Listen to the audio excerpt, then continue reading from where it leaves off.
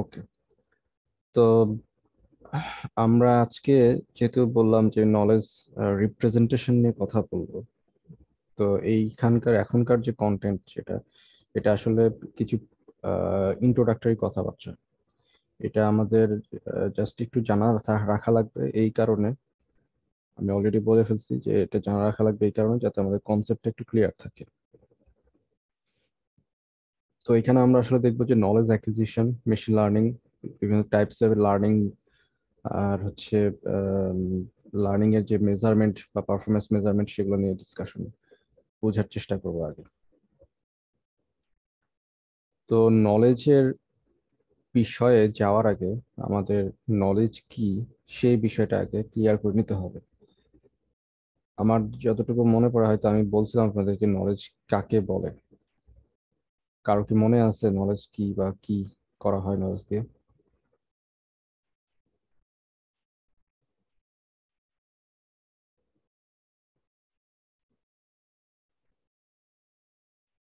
Data, information এবং knowledge, তিনটা জিনিস একে একে অপরের সাথে রিলেটেড। কেউ কি বলতে পারবেন রিলেশনটা কিরকম?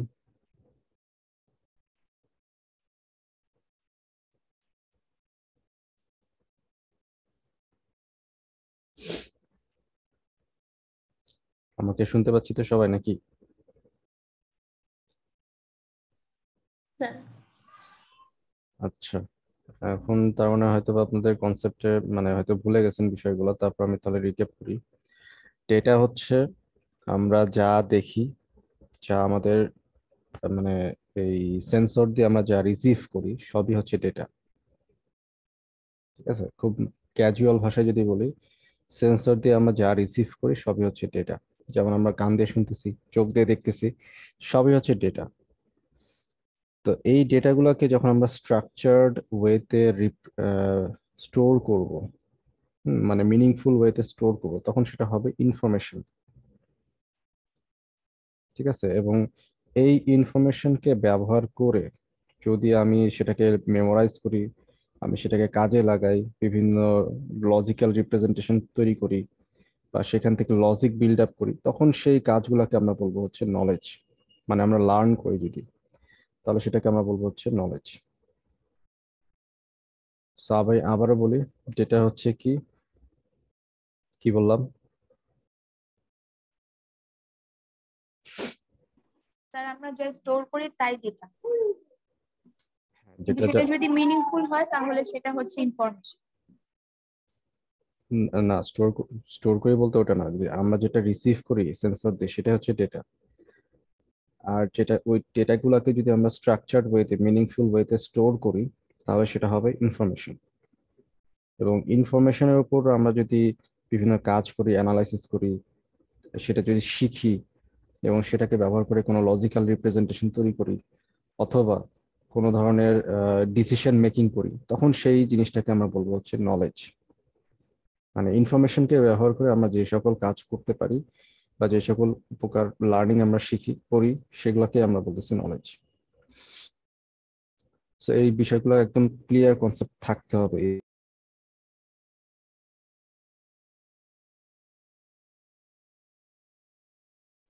আমি কি ডিসকানেক্ট হয়ে গেছিলাম নাকি? জি জি স্যার। স্যার, আপনার কথা শোনা যাচ্ছিল না। ও আচ্ছা আচ্ছা, যাই হোক। আচ্ছা, যেটা বলতেছিলাম যে এই তিনটা বিষয় নিয়ে আসলে একদম ক্লিয়ার কনসেপ্ট সবারই রাখতে হবে এআই টপিক এর বিষয়ে। কারণ এই কোশ্চেনটা অলওয়েজ দেখবেন যে সব জায়গাতেই করবে, বিভিন্ন ভাইবা বোর্ডেও কিন্তু করতে পারে এগুলা, যে ডেটা কাকে বলে, নলেজ কাকে বলে, ইনফরমেশন কাকে বলে, এগুলোর বেসিক পার্থক্য কোথায়, এই জিনিসগুলো কিন্তু আপনাদের করতেই পারে। আচ্ছা, যাই হোক। সো এই যে ডেটার কথাগুলো আমরা বললাম, তার মানে নলেজ আসার আগে আমাদের যেটা করতে হবে সেটা হচ্ছে ডেটা কালেকশন করতে হবে। তো ডেটা কালেকশন করার ডেফিনেটলি ওয়ে হচ্ছে আমাদের সেন্সরস গুলা, এবং সেন্সরকে আমরা ইউজ করে এনভায়রনমেন্ট থেকে ডেটা কালেক্ট করতে পারি। হুম, যেমন হচ্ছে আমরা ডেটা কালেকশনের যে কোনো আহ, এই সোর্স যেগুলা, আমরা যদি সোর্সের কথা চিন্তা করি, ডেটা কালেকশনের সোর্স আমরা দেখতে পারি যে এক্সপার্ট সিস্টেম বা এক্সপার্ট যারা আছে ওই ডোমেইনের। যেমন কোন একটা পার্টিকুলার এনভায়রনমেন্টে এক্সপার্ট বলতে কাদেরকে বুঝাবো? যারা ওই বিষয় নিয়ে নলেজেবল, যেমন ধরেন কোনো ফ্যাকাল্টি বা টিচার কোন একটা বিষয় নিয়ে জানেন, তো তার কাছ থেকে আমি নলেজ নিতে পারি বা ডেটা কালেক্ট করতে পারি। Text book, technical papers, databases, reports, environment, এগুলো হচ্ছে সোর্স অফ নলেজ। এগুলো হচ্ছে এইখান থেকে আমরা নলেজকে গ্যাদার করতে পারি। অলরেডি আপনাদের এই জিনিসগুলো সম্পর্কে আইডিয়া আছে, যেমন টেক্সট বই তো আপনারা অলরেডি পড়েনি। টেকনিক্যাল পেপারস, ওই যে এখন যে প্রজেক্ট থিসিস পড়বেন আপনারা, বিভিন্ন ধরনের পেপার পড়তে হচ্ছে, সেই বিষয়গুলো এখানে আসতেছে। তো তার মানে কি, আমরা পেপার পড়তেছি কেন? আমরা নলেজ গ্যাদার করার জন্য, যে আসলে রিসেন্টলি কি কি কাজ হচ্ছে বা কি কি কাজ হয় নাই, কোন কোন বিষয়গুলা আমাদেরকে ফোকাস করতে হবে, এইগুলোর জন্য কিন্তু আমরা টেকনিক্যাল পেপারস গুলো পড়ে থাকি। টেকনিক্যাল পেপার গুলো কি মানে কোনো আলাদা বিষয়ের উপরে নাকি, না আমরা অ্যাজ ইউজুয়াল যেগুলো পড়ি পেপার? না না, আপনার যেটা পেপার, যে এই পেপার বলতে অ্যাজ ইউজুয়াল বলতে আপনি কোনটাকে বুঝাইতেছেন? স্যার এই যে এমনি ধরেন যে IEEE যে পেজ গুলোতে যে পেপার হ্যাঁ গুলো, হ্যাঁ, না হ্যাঁ, ওগুলাই টেকনিক্যাল পেপার। ওগুলো টেকনিক্যাল। আচ্ছা আচ্ছা। মানে সাইন্টিফিক যে পেপার গুলো পড়েন, সেটা যে ডোমেনেরই হোক না কেন, IEEE হোক বা MIPD হোক, যে কোনো কিছুই হোক, আর যে বিভিন্ন জার্নাল পেপার, কনফারেন্স পেপার, এগুলো হচ্ছে টেকনিক্যাল পেপারস। আচ্ছা। আচ্ছা, তো এই বিষয়গুলো আপনারা তো অলরেডি অনেক সবাই মোটামুটি ধারণা আছে। এখন এখন এটা আপনাদেরকে সার্চ করতে হচ্ছে, কারণ হচ্ছে যে রিসেন্ট যে কাজগুলো করা হচ্ছে সেটার উপরে আপনাদেরকে নলেজ তৈরি করতে হবে আগে। আর থিসিস প্রজেক্টের যে বিষয়টা, এটা তো আসলে কি দেখা হয়, আমি জাস্ট এটা এই সাবজেক্টের কোশ্চেন না, তারপরে জাস্ট বলছি যে এখানে আসলে থিসিস প্রজেক্টে আপনাদের নিজেদের কোনো লার্নিং আছে কিনা। থিসিস প্রজেক্ট কিন্তু কোনো বই থেকে পড়ার কিছু নাই। এটা টোটালি কিন্তু হচ্ছে আপনাকে আপনার ডোমেইন থেকে ফাইন্ডিং করে নিজেকে, আপনার যত যা শিখলেন এই 4 বছরের জীবনে, সেটার একটা আউটকাম তৈরি করতে হবে। ঠিক আছে, এইটাই হচ্ছে থিসিস প্রজেক্টের বিষয়। আপনি যা শিখতেছেন, এটাও কিন্তু এক ধরনের লার্নিং এর মধ্যে পড়ে বা একটা নলেজ তৈরি করার মধ্যে পড়ে। এই যে আমরা যে বিভিন্ন টেকনিক্যাল পেপারস দেখতেছি বা বিভিন্ন যে জার্নাল পেপার দেখতেছি, তো এটা আসলে কি? এটাতেও কিন্তু আসলে লার্নিং আছে বা নলেজ আছে।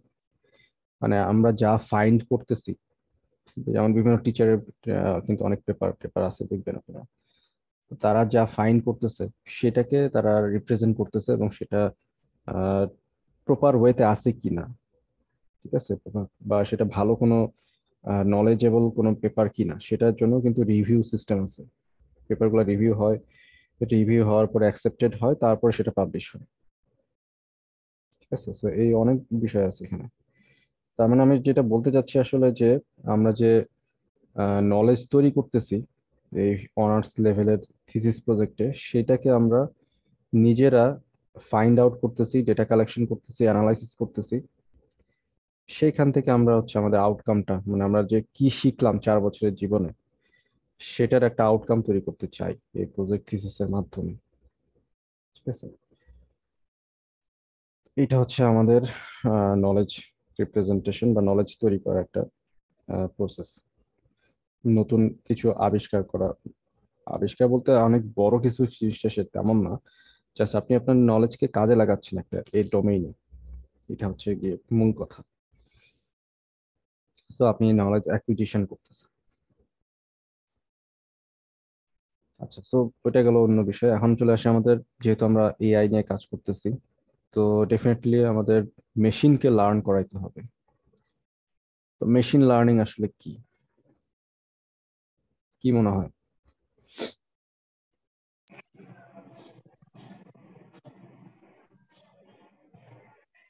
কার আইডিয়া আছে মেশিন লার্নিং আসলে কি?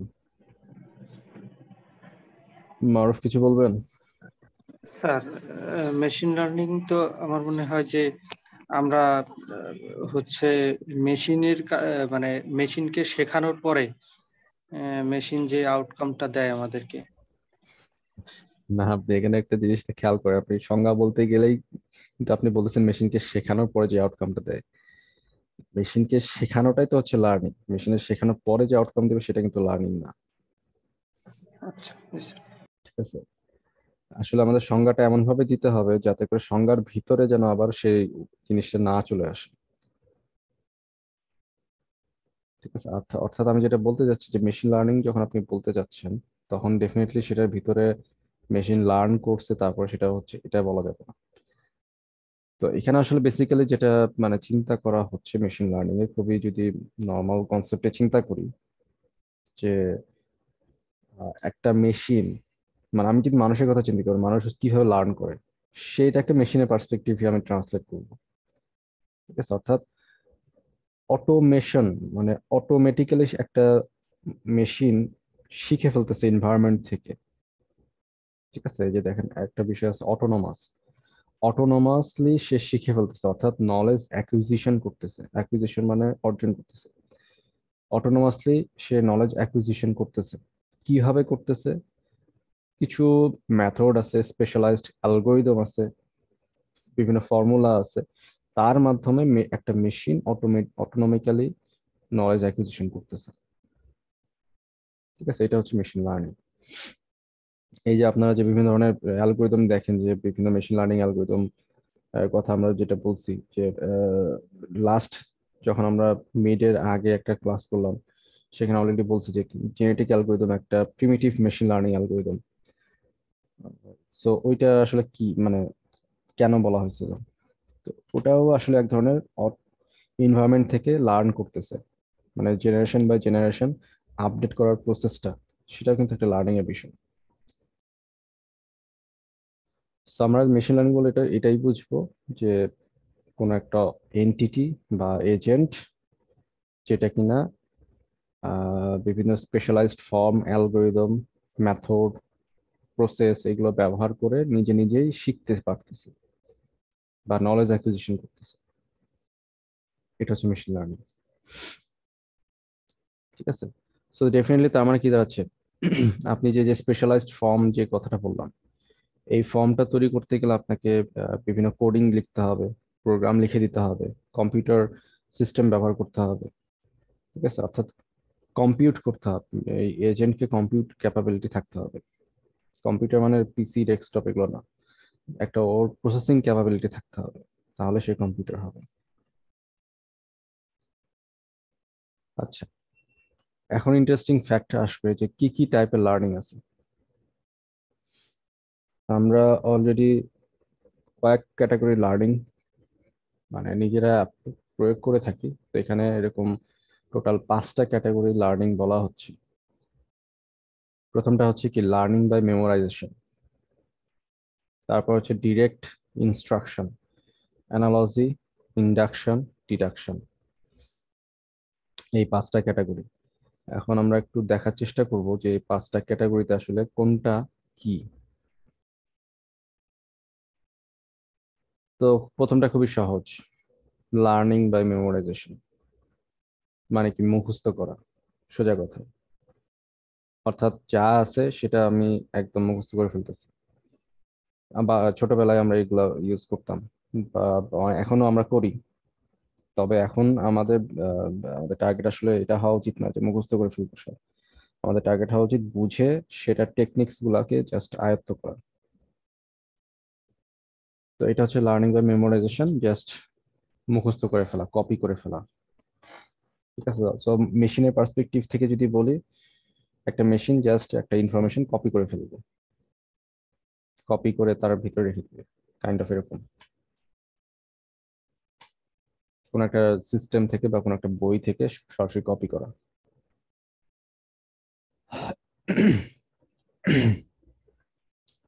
এরপর আসতেছে লার্নিং বাই ডিরেক্ট ইনস্ট্রাকশন। তার মানে এখানে দেখা যাচ্ছে যে ইনস্ট্রাকশন দিতে হবে লার্নিং করার ক্ষেত্রে, বিভিন্ন ইনস্ট্রাকশন দিতে হবে, কি কি কাজ করতে হবে, কি কি কাজ করতে হবে না, তার তার একটা ডিটেলস আউটলাইন থাকতে হবে। ঠিক আছে, এই আউটলাইনকে আমরা বলতেছি ইনস্ট্রাকশন। তার মানে কি দাঁড়াচ্ছে যে আমি কোন একটা এজেন্টকে ইনস্ট্রাকশন দিয়ে দিব, এই এই কাজ করো, ওই ওই কাজ করো, তাহলে সে সেভাবে লার্ন করবে। এবং এই যে ইনস্ট্রাকশন আমি দিয়ে দিচ্ছি, এটাকে আমরা বলতেছি প্রোগ্রাম। আমরা যে এজেন্ট প্রোগ্রাম পড়ছি না, মনে আছে এজেন্টের চ্যাপ্টারে? এই সবাই কি ভুলে গেছে নাকি? স্যার মনে আছে sir. think like human, act like human, think rationally, act rationally. না না, ওটা না, আমি বলছি এজেন্টের যে স্ট্রাকচার ছিল, একটা এজেন্ট ফাংশন ছিল, এজেন্ট প্রোগ্রাম ছিল, আর্কিটেকচার ছিল। আর্কিটেকচার। হ্যাঁ, architecture plus program. Right. So ওই যে প্রোগ্রামের যে আমরা কথাগুলো বলতেছিলাম, তো ওইটা হচ্ছে কাইন্ড অফ ডিরেক্ট ইনস্ট্রাকশন দেওয়া। মানে আমি ইনস্ট্রাকশন দিয়ে দিব যে এরা কি কি কাজ করতে হবে। সো ওটা এক ধরনের লার্নিং। ঠিক আছে, ওটা যেমন লার্নিং না তা না, ওটা এক ধরনের লার্নিং। এটা যে ডিরেক্ট ইনস্ট্রাকশনের মধ্যে পড়বে। এরপর হচ্ছে অ্যানালজিক্যাল লার্নিং। অ্যানালজিক্যাল লার্নিং এর এক্সাম্পলটা দেখেন, তাহলে বুঝে যাবেন অ্যানালজিক্যাল লার্নিংটা কি। ধরেন আমি হচ্ছে গাড়ি চালাতে পারি। হুম। তো এখন ট্রাক চালানো আমার পক্ষে কি কঠিন কিছু হবে?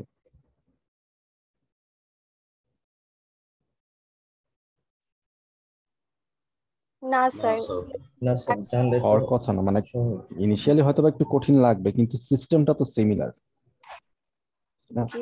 মানে আমাকে গাড়ি কোথায় এক্সেলারেশন থাকে, কোথায় ব্রেক থাকে, কোথায় গিয়ার থাকে, যারা গাড়ি চালানো জানেন তারা বুঝতে পারবেন। তো এগুলো আসলে যে কোনো ড্রাইভার যে গাড়ি চালাক না কেন সে জানে, কিছুটা হলেও জানে। বাকিটা হচ্ছে প্র্যাকটিসের বিষয়, করে কতটা ভালোভাবে চালাবে বা না চালাবে সেটা প্র্যাকটিসের বিষয়। তো অ্যানালজিক্যাল লার্নিং আসলে এটাই বোঝানো হয় যে একটা এক্সপিরিয়েন্স আছে অলরেডি, সেটাকে ব্যবহার করে আমি অন্য সিমিলার কনসেপ্ট, মানে যে সিমিলার কনসেপ্ট ব্যবহার করে আমি অন্য একটা প্রবলেমের সলিউশন খুঁজতে চাবো। সলিউশন ভালো না হতে পারে, স্বাভাবিক, কিন্তু আমি যদি প্র্যাকটিস করি তাহলে হয়তো বা সলিউশন ভালো আসতে পারে। যেমন ওটাই হচ্ছে এরকম যে গাড়ি চালানো জানি আমি, এখন যদি আমি ট্রাক চালাতে যাই, ইনিশিয়ালি হয়তো বা এদিক সেদিক চলে যাবে, কিন্তু আস্তে আস্তে আমার আয়ত্তে চলে আসবে, ব্যালেন্স চলে আসবে অটোমেটিক্যালি। এটা হচ্ছে অ্যানালজিক্যাল লার্নিং, সিমিলার কনসেপ্ট ব্যবহার করে একটা আননোন সিচুয়েশনে কাজ করা।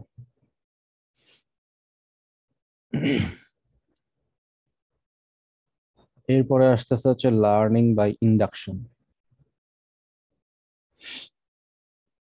মানে আরোহ পদ্ধতিতে লার্ন করা। আরোহ পদ্ধতি কোথায় অ্যাপ্লাই করছে আমরা শুনি?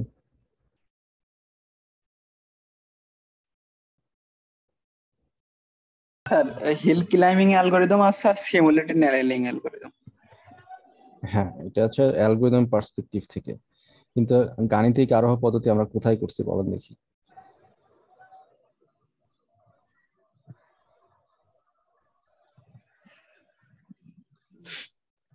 সব ভুলে গেছে নাকি? ফিজিক্সে স্যার। ফিজিক্সে না, ইয়াতে করছিলাম, ম্যাথমেটিক্সে, ক্লাস 9-10-এ করছি, মনে আছে? গাণিতিক আরোহ পদ্ধতি। n=0 জন্য এই বাক্যটি সত্য, n=1 এর জন্য এই বাক্যটি সত্য, জি sir. Left hand side, right hand side. n=m এর জন্য যদি সত্য হয় তাহলে এরকম হবে। জি স্যার, করছি স্যার ফাইনালি এগুলো। n=n+1 এর জন্য সত্য হলে এরকম হবে। তো ওইটাই আর কি। তার মানে কি দাঁড়াচ্ছে, ইন্ডাকশন করতেছি, বা আমরা হচ্ছে কি স্টেপ বাই স্টেপ আগাচ্ছি, ইন্ডাকটিভ করতেছি। তো মানে কনসেপ্ট হচ্ছে সিম্পল, যে আমি একটা জিনিসের জন্য যদি ঘটনা সত্য পাই, পরবর্তী জিনিসের জন্য আমার ঘটনা সত্য হওয়ার পসিবিলিটি আছে, মানে ইন্ডাকশন করতেছি, আরোহ করতেছি। এই এক্সাম্পলটা দেখেন, এখানে কি বলছে, আমি একটা খাবার, একটা খাবার মিষ্টি না টক না ঝাল, সেটা যদি আমি কখনো নাই খাই, আমি কি বুঝতে পারবো সেটা?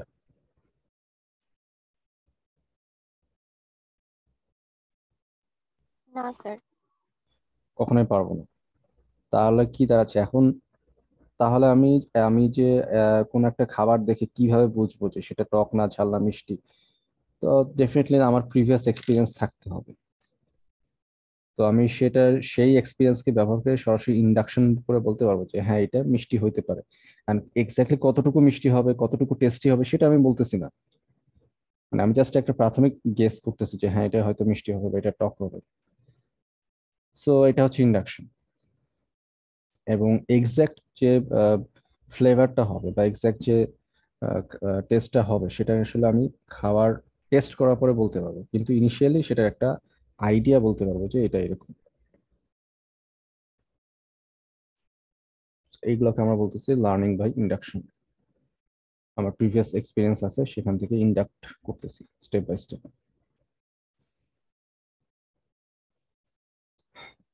এরপর আসতেছে হচ্ছে লার্নিং বাই ডিডাকটিভ লজিক বা ডিডাকটিভ লার্নিং।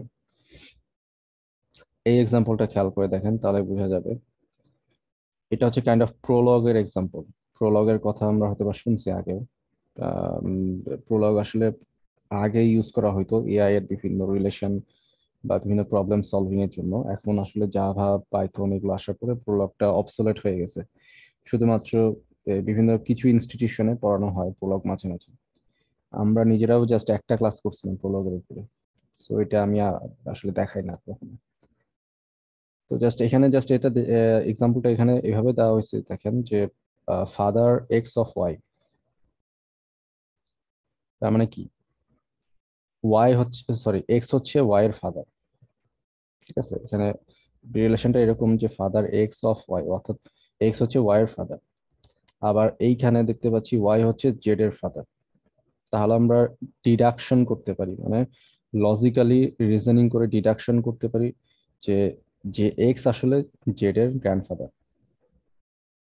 ঠিক আছে, তার মানে কি আমরা দুইটা নলেজ দেওয়া আছে বা দুইটা ইনফরমেশন দেওয়া আছে, সেই ইনফরমেশনের গুলাকে ইউজ করে আমরা একটা ডিডাকটিভ লার্নিং তৈরি করতেছি বা সেখান থেকে একটা লজিক বের করে নিয়ে আসতেছি যে এইটা অমুক হইলে এবং ওইটা যদি অমুক হয় তাহলে এই দুইটা অমুক অমুক। তো এইখানে এটাই বলা হচ্ছে যে ওয়াই যদি এক্স যদি ওয়াই এর ফাদার হয় এবং ওয়াই যদি জেড এর ফাদার হয়, তাহলে আমরা বলতে পারি এক্স এবং ওয়াই এর মধ্যে রিলেশন হচ্ছে গ্র্যান্ডফাদার, অর্থাৎ এক্স জেড এর গ্র্যান্ডফাদার। আমরা লজিক্যালি ডিডাকটিভ করলাম বা ডেরাইভ করলাম। এটা হচ্ছে ডিডাকটিভ লার্নিং। মানে আমি আসলে যে মেসেজটা এখানে দিতে চাচ্ছি সেটা হচ্ছে যে আমরা অনেক সময় অনেক নলেজ ব্যবহার করি এবং আমরা সেখান থেকে আমাদের লজিক ব্যবহার করে ডিসিশন নেই যে আচ্ছা অমুক যদি এটা করে তাহলে আমি, আর অমুক যদি এটা করে তাহলে আমি এটা করব। এটা কিন্তু এক ধরনের ডিডাকটিভ লার্নিং। যেমন আমরা ডিসক্রিট ম্যাথে পড়ছিলাম যে আজকে যদি বৃষ্টি হয় বা আজকে যদি মেঘলা হয় তাহলে কি যেন বলে একটা, এরকম ছিল না, কয়েকটা সেন্টেন্স একসাথে দিত, মনে আছে আপনাদের? Yes, sir. হ্যাঁ, ওরকম বিষয়টা। তো ওটা হচ্ছে এক ধরনের ডিডাকটিভ লার্নিং আর কি। আজকে যদি বৃষ্টি হয় বা আজকে যদি রোদ হয় তাহলে আমরা কেন নিয়ে নৌকায় ভ্রমণে বের হব, এরকম কিছু একটা প্যারাগ্রাফ থাকতো।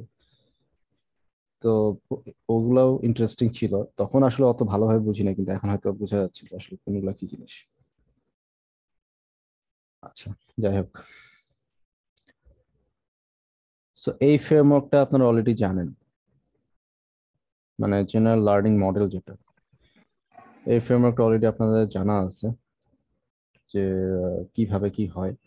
যেমন এই যে ইনভায়রনমেন্ট বা টিচার হচ্ছে এখানে কাজ করে, এই ইনভায়রনমেন্ট থেকে বিভিন্ন ইনফরমেশন লার্নার কম্পোনেন্টসে যায়। ওই যে এজেন্টের যে স্ট্রাকচারটা, লার্নার কম্পোনেন্টসে যায়, তার নলেজ বেস থাকে, তার পারফরমেন্স কম্পোনেন্ট থাকে। পারফরমেন্স, এই নলেজ এবং পারফরমেন্স লার্নার কম্পোনেন্টের মধ্যে যে কম্পারিজন করা হয়, সেটা রেসপন্সটা যায় হচ্ছে ক্রিটিক বা পারফরমেন্স ইভালুয়েটরের মধ্যে। সেখান থেকে ফিডব্যাক আসে, ফিডব্যাক এসে পারফরমেন্সটা আপডেট করতে বলে বা কোনো কিছু করতে বলে পারফরমেন্সে। এবং লার্নার কম্পোনেন্টকেও একটা ফিডব্যাক দেয় যে তোমাকে কোন কোন জিনিস লার্ন করতে হবে। ঠিক আছে, তার মানে আসলে কি আমরা যে এআই এজেন্টের যে স্ট্রাকচার করছিলাম, লার্নিং এজেন্ট যেটা, ওইটারই মডেলটাই আসলে এখানে দেওয়া হয়েছে জেনারেল লার্নিং মডেলে। এটা একটু অন্যভাবে দেখানো হয়েছে কিন্তু একই জিনিস।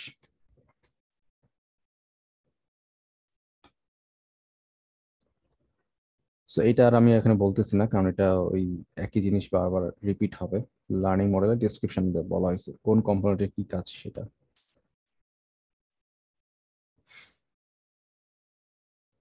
আচ্ছা, নেক্সট আমরা এখন দেখবো যে কোন কোন ফ্যাক্টর আমার লার্নিং পারফরমেন্সকে এফেক্ট করে বা ওইটার কোনো ইম্প্যাক্ট আছে। সো ডেফিনেটলি যে সকল ফ্যাক্টর আমাদের লার্নিং পারফরমেন্সের মধ্যে ইম্প্যাক্ট করে তার মধ্যে প্রথমটা হচ্ছে দ্য রিপ্রেজেন্টেশন স্কিম, মানে আমি কোন ধরনের নলেজ রিপ্রেজেন্টেশন স্কিম ব্যবহার করতেছি, আমি কিভাবে আমার মেশিনকে বা এজেন্টকে ট্রেন আপ করতেছি, কোন কোন কেসে আমাদের কি কি টাইপের ফিডব্যাক তৈরি হচ্ছে, আমাদের ব্যাকগ্রাউন্ড নলেজটা কিরকম, মানে আমরা ইনিশিয়ালি কি ধরনের ডেটা কালেক্ট করছি বা এবং সে কিভাবে ট্রেন আপ করছি, আমি কোন ধরনের লার্নিং অ্যালগোরিদম অ্যাপ্লাই করতেছি। সো আমি আগেই বলছি যে মেশিন লার্নিং এর ক্ষেত্রে বিভিন্ন ধরনের লার্নিং অ্যালগোরিদম থাকে। তো কোন অ্যালগোরিদমটা ভালো, কোন অ্যালগোরিদমটা খারাপ, বা একটু পারফরমেন্স খারাপ বলা যাবে না আসলে কোন অ্যালগোরিদমকে, সব অ্যালগোরিদমের কোনো না কোনো ড্রব্যাক আছে। সো কোন অ্যালগোরিদমটা আমার এনভায়রনমেন্টের জন্য সুইটেবল সেটা আমাদেরকে ভালোভাবে চুজ করতে হবে, এটা বলা উচিত। কারণ একটা যে অ্যালগোরিদম ভালোভাবে সুইট করবে না সেটাকে আমরা চুজ করলে আমার এআই এজেন্ট ভালো লার্ন করতে পারবে না, এনভায়রনমেন্টের সাথে কোপ আপ করতে পারবে না। So, এই ফ্যাক্টরগুলো আসলে ইম্পর্টেন্ট, এটা জাস্ট মনে রাখার জন্য, এটা একটু মাথায় মেমোরিতে রাখতে হবে। স্যার আপনি আমাদের খাতা দেখেছেন? দেখতেছি, এখনো দেখা শেষ হয়নি, দেখতেছি। স্যার ফেল করছে কতজন? না ওইটা তো বলার কিছু না, দেখতেছি, দেখা যাক কি হয়। না স্যার একটু মানে যদি একটু সুইফটলি জানা দেন তাহলে ইমপ্রুভমেন্ট দেওয়া অনেক ইজি হয়ে যাবে। দিব আমি, আই গেস আগামী বুধবারের দিকে হয়তো পাবেন, মানে একটু ব্যস্ত ছিলাম। স্যার একটু কাইন্ডলি পার্শিয়াল মার্ক কইরেন, otherwise it's not possible to pass mark, মানে কোশ্চেন অনেক হার্ড হইছে। আমার কাছে তো কোশ্চেন হার্ড বলে মনে হয় না, কারণ কোশ্চেনটা শুধু আমি করি না, অনেকেই করে। তো আমার কাছে তাও তো যথেষ্ট সহজই মনে হয়েছে, আমি জানি না বাকিদের কি অবস্থা। যাই হোক, ওটা নিয়ে আসলে এভাবে বলার কিছু নেই, আমি যথেষ্ট মার্ক দেওয়ার চেষ্টা করি। যাই হোক, ঠিক আছে, পারফরমেন্স মেজারের বিষয়টা দেখি যে আমরা কিভাবে পারফরমেন্স মেজার করে থাকি। তো performance measure provides the mean of comparing different performance characteristics of learning algorithm, মানে আমরা যে সকল লার্নিং অ্যালগোরিদম ব্যবহার করব সেই অ্যালগোরিদমগুলোর পারফরমেন্স মেজার করতে হবে। তো পারফরমেন্স মেজারের জন্য এই কয়েকটা ক্যাটাগরি আছে, এগুলো জাস্ট মনে রাখতে হবে। যেমন জেনারেলিটি, আমার অ্যালগোরিদমটা মোর জেনারেল কিনা, আমি মোর জেনারেল বলতে আমি অনেকগুলা এনভায়রনমেন্টে খুব সহজে ব্যবহার করতে পারি কিনা, ঠিক আছে, অর্থাৎ আমার ডোমেইন অফ অ্যাপ্লিকেশন এটা খুব ওয়াইড কিনা, এটা হচ্ছে জেনারেলিটি। ইফিসিয়েন্সি, আমার এটা খুব ভালো টাইম মানে ফাস্টার কিনা, বা এটার কোনো কমপ্লেক্সিটি খুব কম কিনা, ঠিক আছে। তো এই ধরনের এটা এটা হচ্ছে ইফিসিয়েন্সি। রোবাস্টনেস, রোবাস্টনেস হচ্ছে এইখানে এই কথাটা দেখলেই বুঝে যাবেন যে এটা নয়েজের এগেনস্টে কাজ করতে পারে কিনা। নয়েজ কাকে বলে আসলে?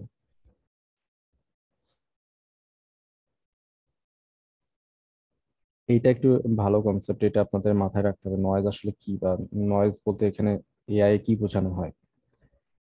ধরেন আপনার ডোমেইনটা হচ্ছে এইটা, ঠিক আছে, এই ডোমেইনের বিভিন্ন ডেটা নিয়ে আপনি কাজ করতে চাচ্ছেন, কিন্তু এই ডোমেনের বাইরেও কিন্তু আউটলেয়ার কিছু ডেটা থাকতে পারে, ঠিক আছে, এবং ওই ডেটাগুলোর সংখ্যা খুবই কম, কিন্তু ডোমেনের ভিতরে যে ডেটাগুলো সেটা অনেক বেশি সংখ্যক থাকবে।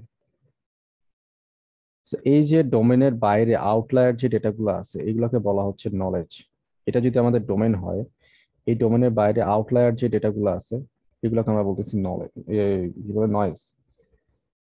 সো রোবাস্টনেসের যে সংজ্ঞাটা সেটা হচ্ছে কি, এই আউটলায়ার ডেটা তো থাকবেই, কারণ আমাদের ডেটা সবসময় ভালো হবে না, আমরা যখন ডেটা কালেক্ট করব ডেফিনেটলি সব ডেটা ভালো হবে না। তো এই আউটলায়ার ডেটাগুলোকে ফিল্টার করা বা কোনো ধরনের ম্যানেজমেন্ট করার কোনো প্রসিডিউর আমাদের লার্নিং অ্যালগোরিদমে আছে কিনা সেটাও দেখতে হবে, ঠিক আছে। এটাই হচ্ছে রোবাস্টনেস। এরপর আসতেছে ইফিসিয়েন্সি। তো এই তিনটা বৈশিষ্ট্য, জেনারেলিটি, ইফিসিয়েন্সি, রোবাস্টনেস, এটা যদি এনশিওর হয় তাহলে আমরা এই তিনটাকে কম্বাইন করে বলতে পারবো হচ্ছে এই অ্যালগোরিদমটা ইফিসিয়েন্সি। ঠিক আছে, অ্যালগোরিদমের ইফিসিয়েন্সি আছে।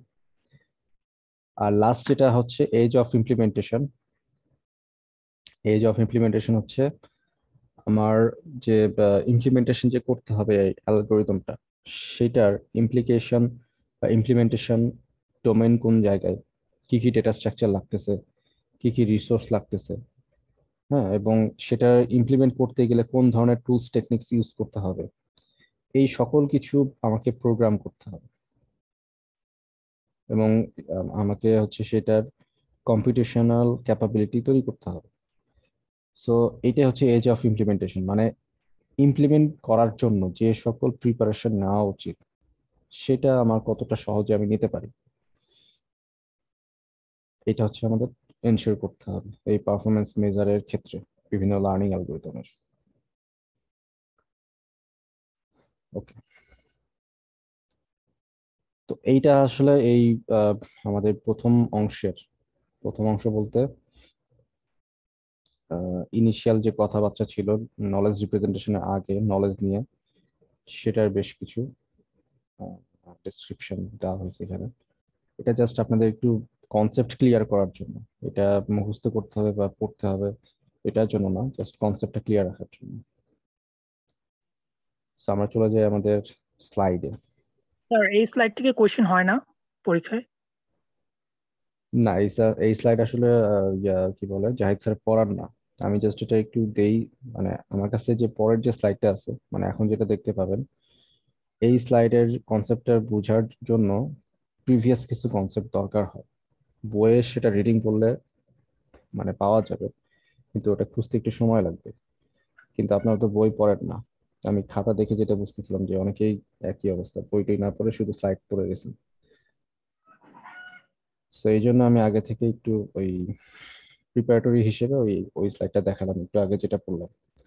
তো ওই স্লাইড থেকে খুব একটা কোশ্চেন আসবে না, হয়তো বা রিলেটেড কিছু কনসেপচুয়াল কোশ্চেন আসতে পারে, মানে যেটা কনসেপ্ট এই স্লাইডের ভিতরে পাবেন, নলেজ রিপ্রেজেন্টেশন এখন যেটা দেখতে পাচ্ছেন। ঠিক আছে, সো ওটা নিয়ে টেনশনের কিছু নেই।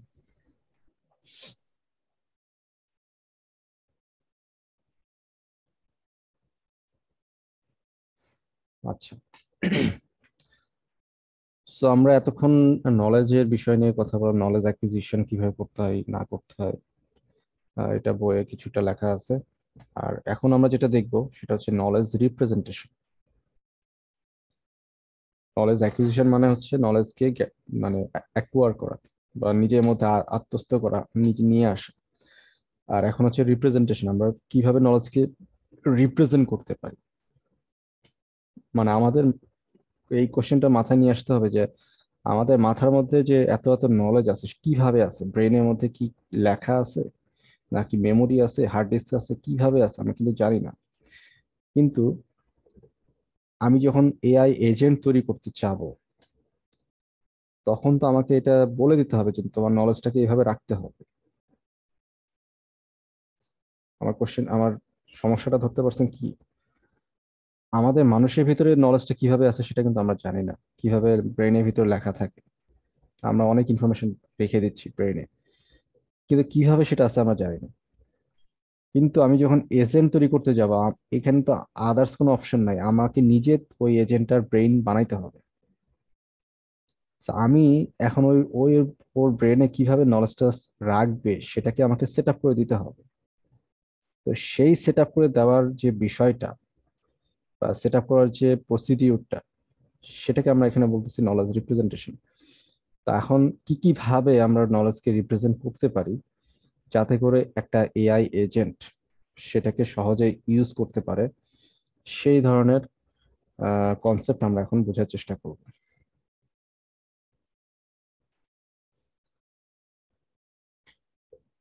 তো এই কথাগুলো অলরেডি বলে ফেলছি যে AI agent deals with knowledge, data এবং বিভিন্ন ফ্যাক্টস থাকতে হবে, প্রসিডিউরস থাকতে হবে, মিনিং থাকতে হবে।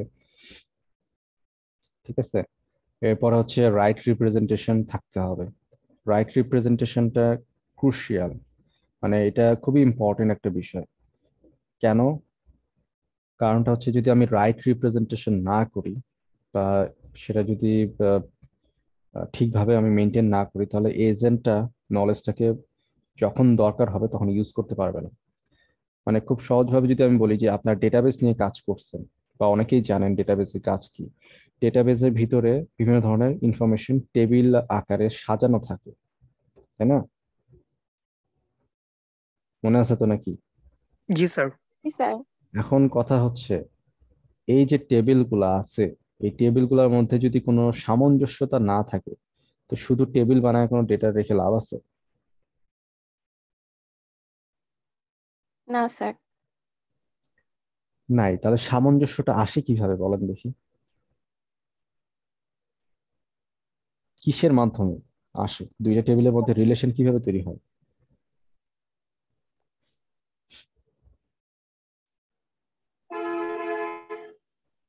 স্যার হুম। একটা এন্টিটি ফ্রেমওয়ার্ক দিয়ে। হ্যাঁ, এন্টিটি ফ্রেমওয়ার্ক দিয়ে সেটা বড় লেভেলে চলে গেল, আরো রুট লেভেলে চলে যান। দুইটা টেবিলের মধ্যে রিলেশন কিভাবে তৈরি করবো আমি?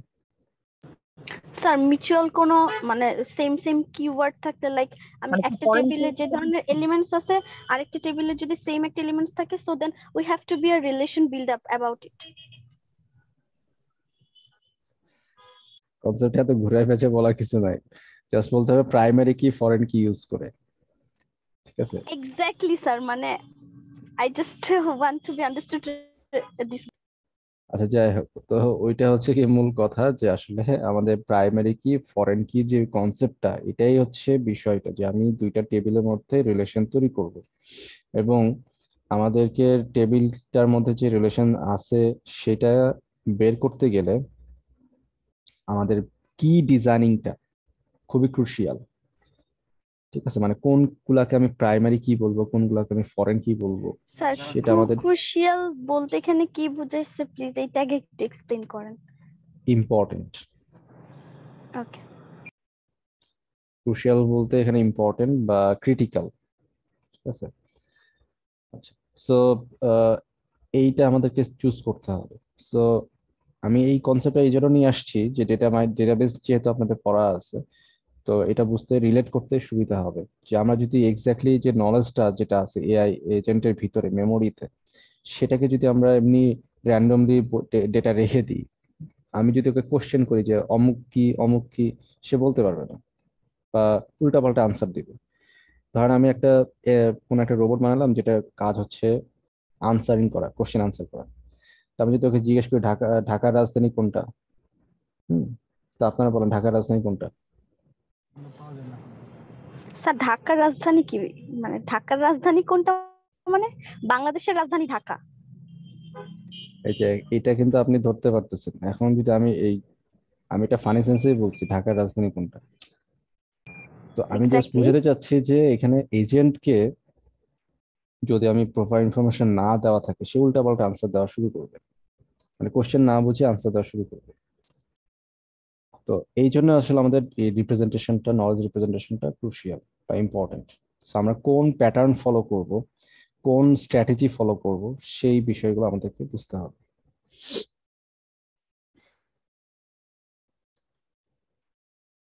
সো বেস্ট রিপ্রেজেন্টেশনটা আমাদেরকে চুজ করতে হবে, এবং আমাদেরকে এনভায়রনমেন্ট বেসিসে সেটা চুজ করতে হবে। এই যে বেস্ট রিপ্রেজেন্টেশনের ক্ষেত্রে আমাদের যে ইনফরমেশন স্টোর করা থাকতো, সেই জায়গাতে যে প্রোলগ ব্যবহার করা হতো, ঠিক আছে? প্রোলগ ইউজ করা হয়তো বিভিন্ন ধরনের জাস্ট রিলেশন, এন্টিটি রিলেশনের জন্য, কিন্তু সেটা আসলে আমরা এখন আর ইউজ করি না খুব একটা। বিভিন্ন প্রোগ্রামিং হাই লেভেল ল্যাঙ্গুয়েজ আসার পরে এটা আর ইউজ করা হয় না প্রোলগ। সো একটা এক্সাম্পল এখানে আমরা দেখতে পাচ্ছি যে ফার্স্ট অর্ডার লজিক, ঠিক আছে? নলেজ রিপ্রেজেন্টেশন করার জন্য আমাদের একটা এক্সাম্পল আছে ফার্স্ট অর্ডার লজিক। তারপর হচ্ছে ইন্ডাকটিভ লজিক প্রোগ্রামিং, বা প্রোগ্রাম বা যে আমরা করি ইফেলস এগুলো যে লিখি সেগুলা।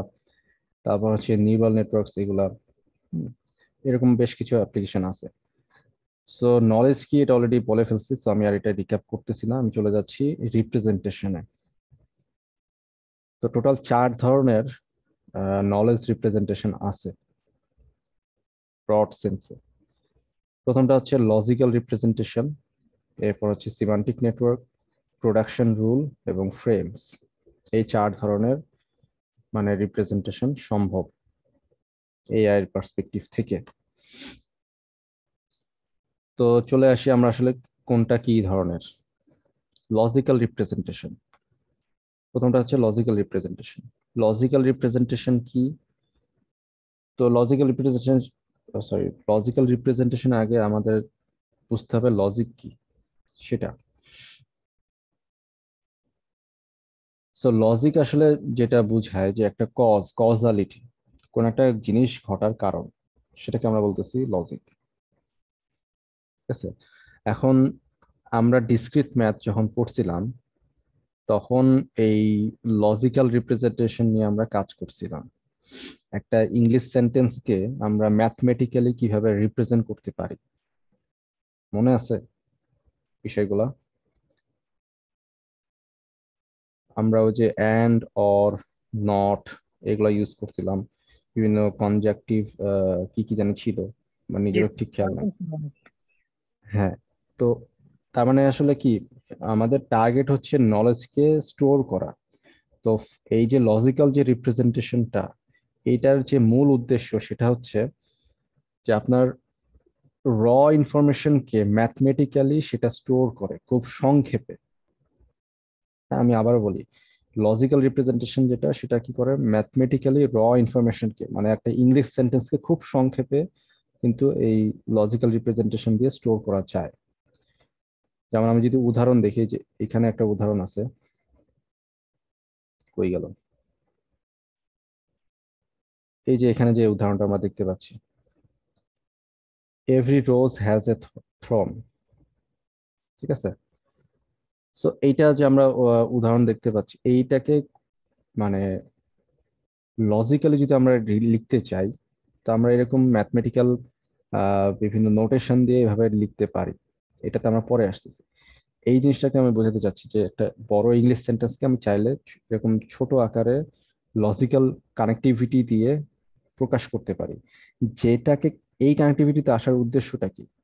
উদ্দেশ্যটা হচ্ছে যাতে করে পার্ট বাই পার্ট আইডেন্টিফাই করা সম্ভব হয় যে কোনটা আসলে কোন জিনিস। ওটা আসতেছি পরে, আগে একটু ফেরত যাই এখানে। আচ্ছা, তো লজিক এবং লজিক্যাল ইন্ডাকশন দুইটা কিন্তু আলাদা জিনিস। লজিক মানে হচ্ছে একটা ঘটনার কারণ বের করা, আর লজিক্যাল ইন্ডাকশন হচ্ছে অনেকগুলা লজিককে মিলায় মিলায় কোনো একটা ডিসিশন মেক করা। ঠিক আছে? এই দুইটা জিনিসের মধ্যে ডিফারেন্স আছে। তো লজিক এবং লজিক্যাল রিপ্রেজেন্টেশনের জন্য আমাদের যে জিনিসটা মেনটেন ডেফিনেটলি করতে হবে সেটা হচ্ছে সিনট্যাক্স এবং সিমান্টিক্স। সিনট্যাক্স হচ্ছে অলরেডি আমরা বুঝতেই পারতেছি যে স্ট্রাকচার বা রিপ্রেজেন্টেশন, এটা ঠিক রাখতে হবে। যেমন আমরা যে এই সেন্টেন্স, একটা ইংলিশ সেন্টেন্সকে ম্যাথমেটিক্যাল ফর্মে লিখলাম বিভিন্ন কোয়ান্টিফায়ার বা আদার্স ইউজ করে, তো সেটার স্ট্রাকচার আমাদেরকে ঠিক রাখতে হবে, সেটাকে আমরা বলতেছি সিনট্যাক্স। আর হচ্ছে সিমান্টিক হচ্ছে মিনিং। ঠিক আছে? একটা সেন্টেন্সের মিনিং, সেটা হচ্ছে সিমান্টিক। তার মানে আমি যে একটা সেন্টেন্স যেটা আছে সেটাকে যদি আমি ম্যাথমেটিক্যাল ফরম্যাটে লিখতে চাই, তার ম্যাথমেটিক্যাল ফরম্যাটে লেখার পরেও যাতে তার মিনিংটা ঠিক থাকে, সেটা আমাদেরকে এনশিওর করতে হবে। এখানে একটা এক্সাম্পল দেওয়া আছে, দেখেন যে অল লেকচারার্স আর 7 ফুট টল, মানে সব লেকচারার হচ্ছে 7 ফুট টল। এখন কথাটা সিনট্যাক্সের দিক থেকে ঠিক আছে, মানে গঠনগত স্ট্রাকচারগত দিক থেকে সেটা হয়তোবা ঠিক আছে, কিন্তু এটার কি কোনো মিনিংগত ভাবে কি এটা ঠিক আছে? মানে আমাদের গ্রিনের কথা যদি বলি, সবাই কি 7 ফুট লম্বা টিচার যারা আছে? না স্যার। তো, তার মানে নাই, তার মানে এখানে কাউন্টার এক্সাম্পল পসিবল। ঠিক আছে? তো একটা সেন্টেন্স আমি বললাম, সেটার দুইটা জিনিস ঠিক থাকতে হবে, একটা সিনট্যাক্স ঠিক থাকতে হবে, সিমান্টিক ঠিক থাকতে হবে। অর্থাৎ সিনট্যাক্স এটা ঠিক আছে, অল লেকচার্স আর 7 ফুট টল, সিনট্যাক্স ঠিক আছে, সেন্টেন্সে কোনো ভুল টুল নাই, কিন্তু তার মিনিংটা আসলে ঠিক নাই।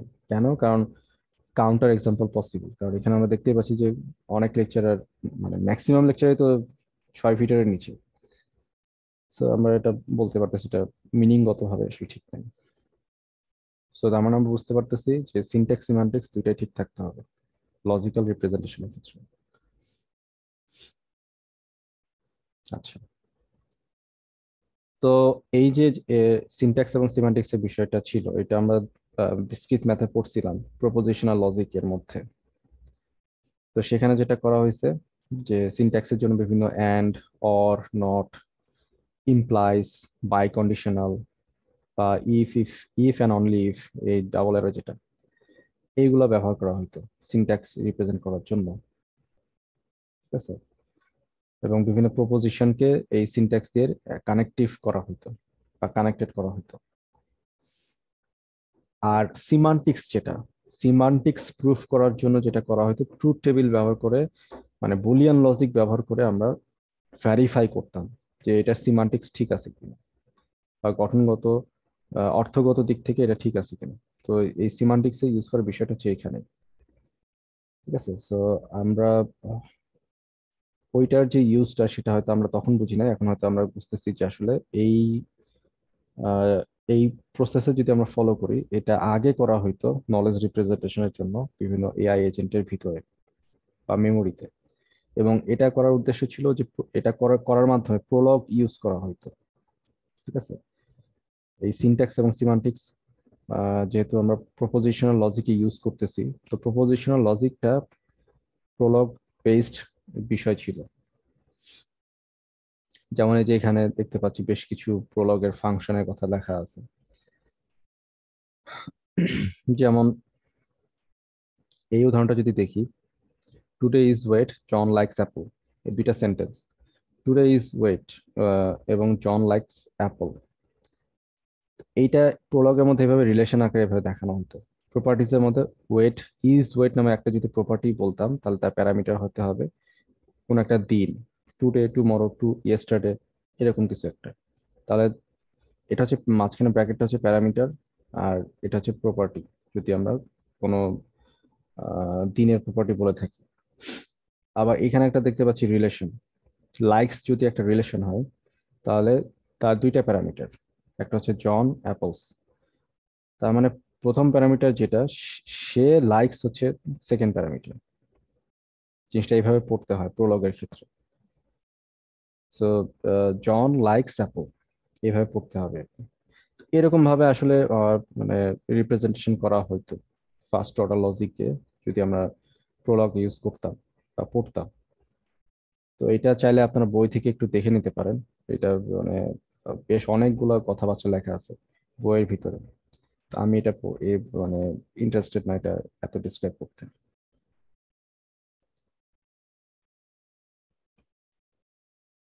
তো ফার্স্ট অর্ডার লজিকের এই কনসেপ্ট অলরেডি আপনাদের জানাই আছে মোটামুটি। বিভিন্ন কোয়ান্টিফায়ার্স আছে, ইউনিভার্সাল কোয়ান্টিফায়ার্স আছে, যেটা কিনা ফর অল বুঝায়, যে উল্টা দিকে এ এর মতো দেখতে, ফর অল এক্স। আর আরেকটা আছে হচ্ছে এক্সিস্টেন্সিয়াল কোয়ান্টিফায়ার, যেটা কিনা পড়তে হয় এভাবে, ফর সাম এক্স। ঠিক আছে? তো এরকম কোয়ান্টিফায়ার্সও আছে। তো এই সকল কোয়ান্টিফায়ার্স গুলা বা এই সকল কানেক্টিভিটি গুলা ইউজ করে, অ্যান্ড অর এই সকল অপারেটর ইউজ করে আমরা এই ধরনের ইংলিশ সেন্টেন্সকে এইভাবে রিপ্রেজেন্ট করতে পারি নলেজ হিসাবে। কিভাবে রিপ্রেজেন্ট করতেছে দেখেন, এভরি রোজ হ্যাজ থর্ন, মানে প্রত্যেকটা রোজের গোলাপে কাঁটা আছে। তাহলে এক্স যদি কোনো রোজ হয়, মানে এক্স হচ্ছে একটা অবজেক্ট। এখানে একটু খেয়াল করেন এবার কিভাবে পড়তেছি, কিভাবে পড়তে হবে এখানে লেখাই আছে, ফর অল এক্স। এটা হচ্ছে কি, এই অংশটা, এই অংশটা হচ্ছে ফর অল এক্স, এইটুকু গেল পড়া। এই ব্র্যাকেটের ভিতর যে অংশটা সেটা বলতে হচ্ছে যে ইফ এক্স ইজ এ রোজ, যদি এক্স যদি রোজ হয়ে থাকে, ফর অল এক্স, যে সকল এক্স, এক্স যদি রোজ হয়ে থাকে, তাহলে এইটা মানে হচ্ছে, তাহলে then there should be some Y, বা there should exist some Y, যেখানে এই ইমপ্লাইজ হচ্ছে যে there should be some Y, এই অংশটা, দেন দেয়ার এক্সিস্ট সাম ওয়াই, যেখানে কি হবে এক্স এর ওয়াই থাকবে, অর্থাৎ রোজের ওয়াই থাকবে, এক্স হ্যাজ ওয়াই, এবং ওয়াই হচ্ছে কি থর্ন থাকবে, ওয়াই ইজ এ থর্ন, এটা হচ্ছে এটা। তার মানে কি আমি একটা ইংলিশ সেন্টেন্সের যে লজিকটা ছিল সেটাকে যদি আমরা কানেক্টিভিটি দিয়ে প্রকাশ করি, ফার্স্ট অর্ডার লজিক দিয়ে, তাহলে আমরা এটাকে এভাবে লিখলাম ম্যাথমেটিক্যালি। এবং এই যে ম্যাথমেটিক্যালি আমি লিখলাম, এই ম্যাথমেটিক্যালি লেখার ফলে আমি যে প্রোলগের যে বিষয়টা ছিল, প্রোলগ যেভাবে কাজ করে সেটা যদি অ্যাপ্লাই করতাম বিভিন্ন রিলেশন, বিভিন্ন পারমুটেশন কম্বিনেশন বা কোনো কি বলে অপারেশন করতে পারবো এই সেন্টেন্সের উপরে, ঠিক আছে? স্যার হ্যাঁ ওইখানে বলো। যে has এর পর x, y দিয়েছে, এটা কি মিন করতেছে যে x has y? হ্যাঁ হ্যাঁ, এক্স হ্যাজ ওয়াই। স্যার এক্সটা তো ভেরিয়েবল যেটা কি রোজ ক্যারি করতেছে, তাহলে স্যার রোজের ভেতর থ্রোন আছে। জি স্যার, বুঝতে পেরেছি। হুম। সো এটাই আসলে যে আমি যদি শুধুমাত্র এরকম একটা ইংলিশ সেন্টেন্স লিখে দিতাম মানে মেমোরিতে, তাহলে মানে একটা ডক ফাইলে ধরেন আমি লিখে দিচ্ছি এরকম একটা ইংলিশ সেন্টেন্স, তাহলে কিন্তু ওটার উপর কাজ করা কঠিন।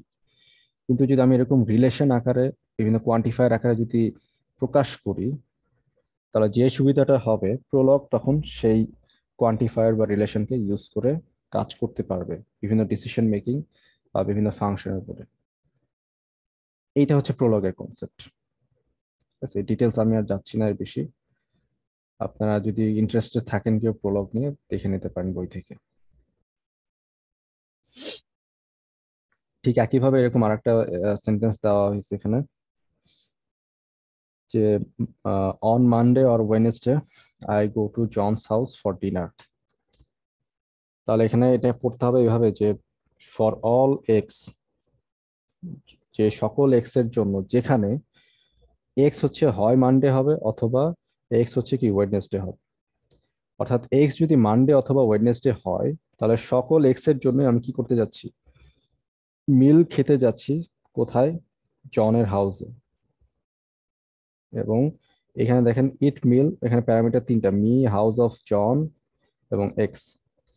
অর্থাৎ এক্স তম দিনে আমি যাচ্ছি আহ জনের হাউসে, আমি যাচ্ছিলাম কি করতে, মিল খাইতে, যদি এক্স কি হয়, এক্স হচ্ছে মানডে অথবা ওয়েডনেসডে হয়। ঠিক আছে, তো এইভাবে যদি আমি ম্যাথমেটিক্যালি যদি এটাকে এইভাবে রিপ্রেজেন্ট করে থাকি এই ইংলিশ সেন্টেন্সটাকে, এটা নিয়ে তখন এজেন্ট খুব সহজেই কাজ করতে পারবে, লজিক্যাল ডিডাকটিভ করতে পারবে, কারণ তার কাছে পার্ট বাই পার্ট আলাদা আছে। সে বুঝতে পারবে যে কোনটার কথা বলা হচ্ছে কোনটার কথা বলা হয়নি। কিন্তু শুধু পুরো সেন্টেন্স যদি দিয়ে দিই, তাহলে তার ক্যালকুলেশন করতে সমস্যা হবে।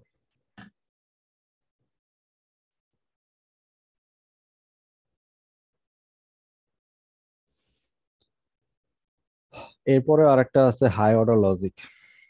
ঠিক আছে, এতক্ষণ আমরা যেটা দেখছি সেটা হচ্ছে ফার্স্ট অর্ডার লজিক। এরপরে হাই অর্ডার লজিক আছে। হাই অর্ডার লজিকটা একটু ডিফারেন্ট। ফার্স্ট অর্ডার লজিকের সবকিছুই এখানে আসলে আছে, কিন্তু এখানে আরেকটু ক্রিটিক্যাল ভাবে কাজ করা হয়, বিভিন্ন ফাংশনস ইউজ করা হয়, বিভিন্ন প্রেডিকেট ইউজ করা হয়। এবং এই হাই অর্ডার লজিকে সবচেয়ে বেশি ইউজ যেটা করা হয় বাই কন্ডিশনাল। ঠিক আছে, ইফ অ্যান্ড অনলি ইফ, এই বাই কন্ডিশনাল অপারেটর বেশি ইউজ করা হয় হাই অর্ডার লজিকে। তো এইটা আসলে আপাতত আমরা পড়বো না, যদি সময় পাই এটা শেষের দিকে হয়তো বা পড়তে পারি হাই অর্ডার লজিক। আর একটা রিপ্রেজেন্টেশন আছে বিয়ন্ড ট্রু ফলস এর বাইরে, ফাজি লজিক। আমরা বুলিয়ান লজিক সম্পর্কে জানি, বুলিয়ান লজিক হচ্ছে বাইনারি, ট্রু অথবা ফলস।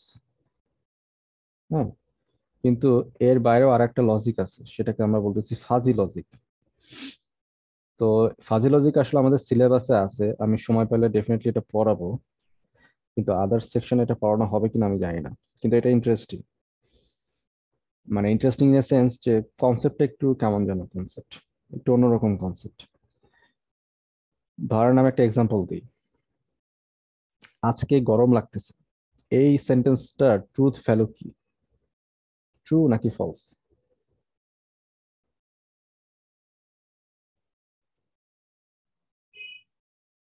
স্যার দুইটাই হতে পারে, কারণ ওই দিনটা আসলে কি গরম না গরম না, এটার উপর ডিপেন্ড করে। না, ধরেন আমি বললাম টেম্পারেচার 30°C। হুম, তাহলে এখন 30°C কিন্তু আমি আসলে বলতে পারবো না এক্স্যাক্টলি যে কার গরম লাগবে বা কার ঠান্ডা লাগবে। Yes, sir. তার মানে কি দাঁড়াচ্ছে, আজকে গরম লাগতেছে বা আজকে খুব গরম লাগতেছে, এই কথাগুলো কিন্তু কোনো এক্সাক্ট বাইনারি ভ্যালু নাই। আমি জাস্ট এটা বোঝাতে যাচ্ছি যে এই কথাগুলোর এক্সাক্ট বাইনারি কোনো ভ্যালু নাই। বা আজকে অনেক জ্যাম, কত জ্যাম, এটা কোনো বাইনারি ভ্যালু নাই। তাহলে জ্যাম না থাকলে 0 হবে, জ্যাম থাকলে 1 হবে। কিন্তু আমরা কথায় কথা বলি আজকে অনেক জ্যাম, আজকে আসতে সেই একটা অবস্থা, এত ট্রাফিক এত ট্রাফিক, এই যে এত এত বলতেছি যে, কিন্তু এটার কোনো বাইনারি ভ্যালু নাই, এটাকে আমরা রিপ্রেজেন্ট করতে পারবো না কোনো নিউমেরিক ভ্যালু দিয়ে, কিন্তু আমরা বলে থাকি। এই যে বলতেছি যে এই যেটা কিন্তু কোনো নিউমেরিক ভ্যালু নাই, তো এই সকল কথাবার্তা নিয়ে ডিল করে হচ্ছে এই ফাজি লজিক, যেটা বিয়ন্ড ট্রু ফলসের বাইরে, অর্থাৎ বাইনারি ভ্যালুর বাইরে যে বিষয়গুলা, সেটাকে নিয়ে ফাজি লজিকে ডিসকাশন করা হয়। মানে প্রবাবল বিষয়গুলো নিয়ে আর কি আলোচনা করা হবে। হ্যাঁ, সো এটা আসলে আমরা এক্স্যাক্টলি 0-1 দিয়ে রিপ্রেজেন্ট করতে পারবো না। আমরা এটার প্রবাবিলিটি বা কোনো পার্সেন্টেজ ভ্যালু নিয়ে কাজ করে বলতে পারবো যে আজকে 80% গরম বা আজকে 90% গরম। ঠিক আছে, এরকম খুব গরম অল্প গরম এটা তো আর আমরা আসলে রেগুলার লাইফে ইউজ করি, কিন্তু আমরা তো ম্যাথমেটিক্যালি এটা ইউজ করতে পারবো না যে আজকে 10% গরম, আজকে 20% গরম।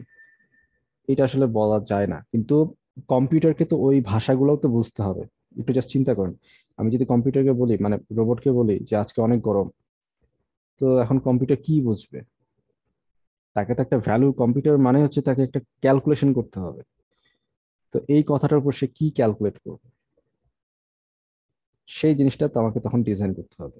তো এই জন্য এই ফাজি লজিকের কনসেপ্টটা নিয়ে আসা হয়েছে, যে এই যে আমি বললাম যে আজকে খুব গরম, অল্প গরম, বেশি গরম, এটার একটা নিউমারিক ভ্যালু যাতে জেনারেট হয়, তাহলে কম্পিউটার বুঝতে পারবে বা একটা রিপ্লাই তৈরি করতে পারবে যে আজকে এরকম পরিমাণ গরম। ঠিক আছে, তো এটা হচ্ছে ফাজি লজিকের বিষয়গুলো ছিল। তো ঠিক আছে, আজকে আপাতত এটুকুই থাক, নেক্সট দিন আমরা বাকিটা ডিসকাশন করব। কোনো কোশ্চেন আছে কিনা?